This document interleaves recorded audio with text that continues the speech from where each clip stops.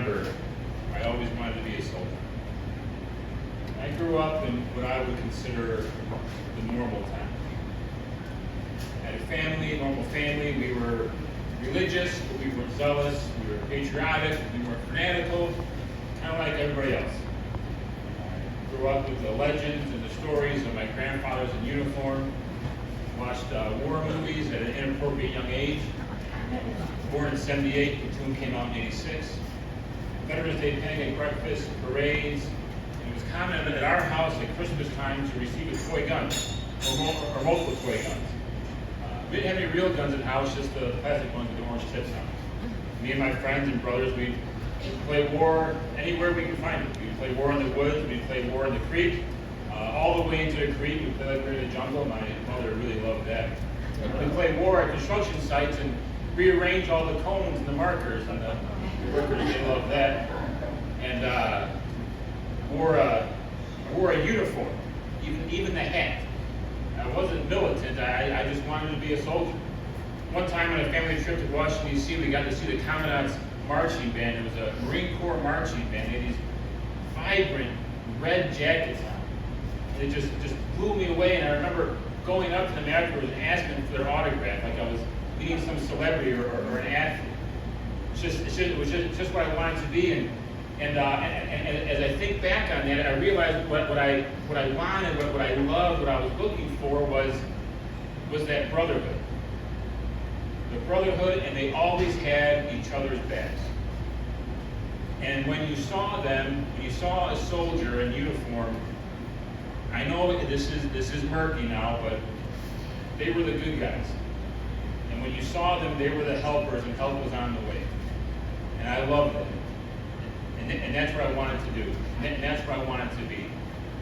So after high school, which went in some different directions than that, but after high school, it just seemed fitting that I would join the Marine Corps. Part of it was patriotism, part of it escape, part of it was rescue, and a big part of it was wanting to provide for my young and growing family.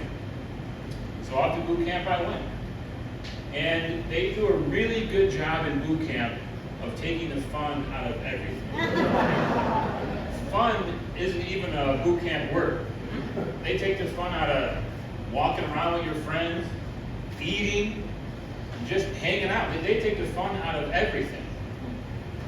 And how they word it is, what they say is, we're gonna tear you down and build you back up again the way we want you to be. But I realized they can only tear down so much. There's something inside of me and inside of every one of us that they just can't get to. And for me, it showed up like this. We're doing the Crucible, and it's a 3-day event. You get 2.5 meals for 3 days, and you walk this ungodly amount of miles, and you do all these obstacles and challenges, and it's really cool. And it's basically just like playing war in the woods with my friends. I mean, that's basically what we were doing. And my favorite thing to do was called this combat assault course.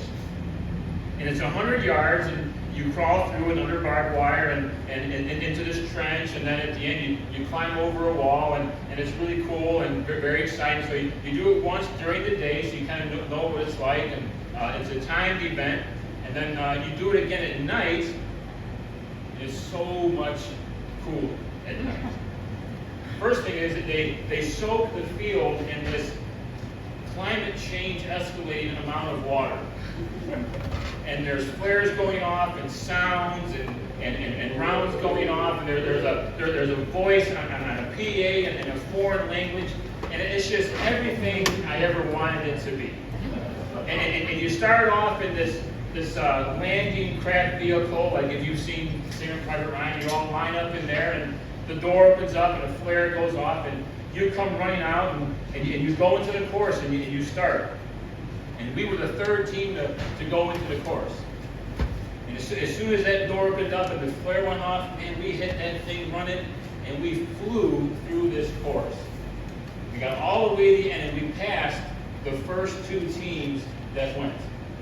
We were just amazed with excitement and motivation. And our drone instructor's there, and he's supposed to be timing us and give us our time, but he doesn't give us our time. He looks at us and he says, "Why are you so happy?" Now, happy is not a boot camp word. But we're like, we passed everybody. We started after them and we passed everybody and we won. Joan Sugar says to me, says to all of us, you didn't pass them, you left them behind. Okay? That moment, I wasn't in platoon. I wasn't in Torah duty or the boys at Company C. I wasn't Dean Martin in The Longest Day. I wasn't any of those things. I was a little kid playing war with my friends. And I wasn't alone. All of us that were together in that team, we all looked at each other, and without saying a word, we ran back into the course, and we were dragging guys through and picking them up and putting them over the wall. And I found myself up to here in water, this trench, and I was just picking guys up and throwing them out of the trench, out of the water. And then, man, I was just having a blast. They were like, no, just go on ahead, leave me, tell my wife I love her. No, you're going to tell us all. Marine, sorry. It was everything I wanted it to be. And I was playing. That's what they wanted, that's what they tried to get out of me, was the ability to play. So many times, so many things. You don't have to go to Marine Corps boot camp to have something say to you, maybe yourself, maybe a situation, say to you, you can no longer play. You can't play anymore, you can no longer play. Well, I want to tell you, by the authority of the United States Marine Corps, you can play. I can play, you can play.